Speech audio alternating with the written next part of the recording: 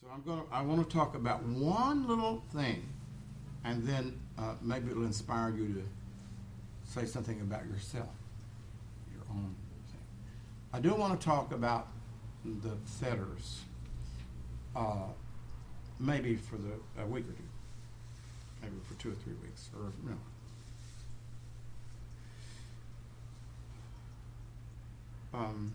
I wanted to talk about, I guess, my favorite one, number 8 on the hit parade.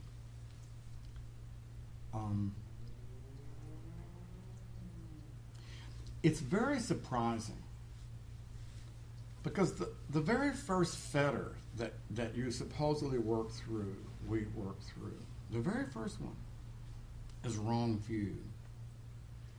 And wrong view, among other things, would be the view that there's a eternal substance called me inside, right? That would be wrong view. Some of you have a wrong view. Anybody got a wrong view going, no, not me, not me. I remember just a wonderful, you've heard me say this, this wonderful teacher, his name is U. It begins with U. Vivekananda. He's a wonderful teacher. I remember at a retreat, he said this. I mean, I think he was somewhat frustrated, maybe not, but he said, you don't have to experience no self to practice it. I thought that was a wonderful sentence. I never really thought about that before. He said, so you don't have this profound, enlightening experience that there's no me. But he said, if you have faith in the teaching, right, number one, and if you know that's one of the basic teachings of the Buddha, that there is no, there's no real self in terms of a solid entity inside looking out between these eyes. This is Victor who sees Luna. So he said, even if you don't have this profound experience, you can practice as if it were true. I just thought that was very smart. I never had that thought before. Wow. But if you have been sitting for a while, there's an experience that's called stream entry. Some of you know it. I'm not going to get off on this. I'm going to talk about this in a week or two because it's really brilliant and one of the most elegant aspects of the Theravadan teaching. Stream entry is when it literally means you've entered the stream of the Dharma. You've entered the stream of practicing the Eightfold Path. And a lot of people, a lot of people have this idea that, it's like the big Hollywood moment. You're sitting there and da, da, right? This huge, oh my God, stream entry, I have done it. But it can be very subtle. And it could actually maybe pass right by you didn't know it. I mean, Deepa Ma was the wonderful female Buddhist teacher who was probably quite enlightened. She would laugh if someone would come in and they say, the oddest thing happened to me in my sit yesterday, right? And so she would get a little smile on her face. They really, but she would say that they'd actually had an experience of stream entry. If you've had an experience of stream entry, and you don't have, you could be a Southern Baptist and have stream entry. Don't tell that on YouTube. But it's true. You could be. I won't go on with this. I could. See, that's once I said that, but it's just such trouble. Yeah, it's like because now who knows where I would go. If you've experienced stream entry, it means that you've had some deep sort of sense of connecting to the Dharma, and according to the classical teaching, you have no longer would believe that you could become enlightened or go to heaven or whatever you want to call it through rites, through going to church, through reading, through ritual. I mean, you understand that will not get you there. You know that by just in your gut. You know that ritual is lovely, perhaps, but all the praying in the world, it's not going to transform you. And that's the other one is the view of self. You understand that the self. You really do believe. You have this experience, however subtle it may be, that there's not really a thing called the self as we posit it as this substance, this eternal substance. The belief that there's a self that is going to go on forever. And then the other one is doubt. You have some sense of faith and certainty from that moment on. I think I have been very fascinated. I'm looking at this because I don't want to talk much on it. I've asked this at a retreat in Nepal, and Vivekananda, he was a little bit. No, I don't. I think it was another place. I did a retreat in Italy. I think it was in Italy. See, I just did that to drop down countries. I want you to know I've been to Nepal and Italy, or Italy. That's what we in Tennessee we call it, Italy. We do. It's true. So I said. So he was going through these four stages. The first stage being stream entry, which is that not beautiful? Isn't that a beautiful expression? I mean, I think stream entry is such a beautiful expression. Entering the stream. So I said, isn't it likely that most everybody in this room experienced, if you believe in reincarnation, I said, isn't it more than likely that everybody in this room experienced stream entry in a former lifetime? I don't think anyone had asked him that question before. It seemed so obvious to me. And he just sort of he kind of stumbled around with it, and as I think he finally said, probably. But if you believe in that the energy of our action, not your personality, not who you are, but the actions that you have done, good and bad, merit, wholesome, unwholesome, will just continues on. I mean, it's like, what's going to stop it? The death of the mind in a body? Maybe not, if it's just energy. Maybe not. But anyway, the odds are, how did we get here? How did we get to this practice in this lifetime? What is it that drew us to this practice? Maybe we're talking about some experience of stream entry that came into your system. I actually believe that's true. So, but here's why I wanted to talk about this. See, there's a point to this. You think I'm just rattling on, don't you? The eighth fetter is conceit. Well, now, if you gave up this sense of, believing that the self is, the substance, the self is eternal, and there is even a self on the first fetter, well, how the hell can the eighth fetter, which is way up towards the enlightenment, there's only two more. How could that be? How could it be that the eighth fetter then is giving up conceit? Doesn't that seem like paradoxical? Does it or not? Maybe. Yes. Just sort of like, just kind of humor me. Say, yes, Victor. Yes, that does seem like it's very odd. No. I always thought it was very odd. So I wanted to tell you this story, and this is all. I just wanted to tell you, share this story. It's very personal, very private, of course, very embarrassing, awfully, and then I'll be finished. Last week, I got a phone call just about my oldest friend. We've known each other for 68 years. Is anyone in here known anyone for 68 years? And she would kill for me. She's not a violent person, but she's been my faithful friend for 68 years. I hope that I have been half as loyal as she has been to me. So she's calling me on the phone to tell me that she finally got around to watching the benefit music on the YouTube. Right? And this is a woman of impeccable musical knowledge. So she said, you looked wonderful. She said, you looked so good. Right? And I thought, oh, well, I like that. She said, and so we went on. She gave me maybe 3 things that were flattering. And then she said, but she said, she was telling her daughter, who's my goddaughter, she said, but she said, I was telling her, she said, you actually were quite out of key. It's worse. Then she said, I was wondering if it's because of your hearing loss. Well, I've been a musician since age 5. I went to the Cincinnati Conservatory of Music. I had impeccable, in New York, Mannes College of Music. I had impeccable musical training. And so now, ordinarily, to say that to a musician, so honey, you were singing a little bit out of key. To say that to a musician, that would create, like homicidal rage. So,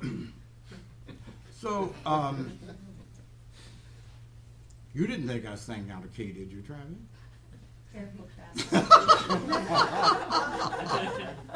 We don't know if we can protect you before he gets to you. I told her, I said, I had laryngitis, which I did. I said, I have no breath support any longer. She said, oh, that makes sense. Anyway, I just thought it was kind of cute. It was just fine. I love, and so but I couldn't help the observation, the witness watching that and just being aware of, my goodness, years ago, even though I love her, I would have wanted to kill her. But, so I was really, so I didn't really realize that I was patting myself on the back, but I really was, which means I was just waiting for the next thing to happen. But anyway, so that was nice, and it just went on. It was just nothing. I thought it was and I told somebody at the beginner's chorus on our social. I don't know who I told. Well, the next day, someone wanted to come and have an interview with me, and I had sent them an email like the week beforehand. They had never responded, and so I was curious about that. And so so we're sitting there, and so I asked them. I said, so I was wondering why you didn't respond to my email. And this person said, because I thought it was divisive and wrong speech. Do you think that I reacted the same way with my friend telling me about my music? Oh my Lord, the rage that I felt. And this person was not being unkind. Didn't mean to be unkind. And they were really. They saw. I probably had about 20 seconds of being. I said, I did this whole thing about, the message received is never the same thing as the message sent. Blah blah blah. But they were not. They were having none of it. They just went right on with it. They just were just pounding. And when they went on to even my Dharma talks. So I actually asked them to leave. And I was just furious. I was just absolutely furious with this person. And again, there was a bit of a witness, because even there was this, wow, this is not the same way you acted to your friend telling you were singing out of key. And the person was stunned. Just stunned. And they said this to me, which I thought was so wonderful. They said, well, you sit up there and you talk about not having an ego, and then you're acting this way to me. So they really expected me to be this enlightened teacher, right, who totally could receive that, that statement that I sent a divisive and wrong speech email. And clearly in that moment, and I said, so you're saying that I can't be little. I said that, as we were saying, I said, you're saying that I can't be little. I can only be this great old big, perfect person with no ego. And this person didn't really even understand the question. They couldn't grasp that. Bless their hearts. They were having to deal with the fact that I was angry with them. It had to be very unpleasant for them. It took me maybe 2 hours to settle down. And I did. I settled down after they left. I processed through it, and I saw why a kind of an innocence in that person. There is really an innocence in that person. They had no idea what they were doing, and I didn't judge myself. I didn't say, oh, this is terrible. But it was interesting to me to see how I gave myself credit for being so loving and kind, right, in one situation, and so unable to take that other person's remarks. And then I thought, well, what is the difference? And then, of course, I thought, well, she's loved me for 68 years, right? I trust this person completely. I know her completely, and so if I could receive any comment at all, it would be from someone that I've known and I trust. So that was the 8th fetter. That was number 8 that got triggered, right?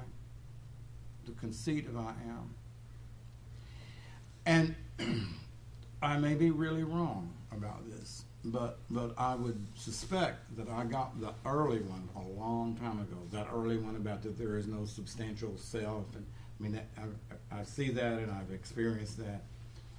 But it just struck me as, when I felt that anger, that real anger. I mean, it was so deep. And by the way, I wrote the person within 2 hours, and they were very relieved. And I said, everything's fine. The sense of I am is profoundly unconscious. It's profoundly unconscious. And there are some aspects of Buddhism where they are not Theravada, but there's one Buddhist school that even refers to the unconscious in that way.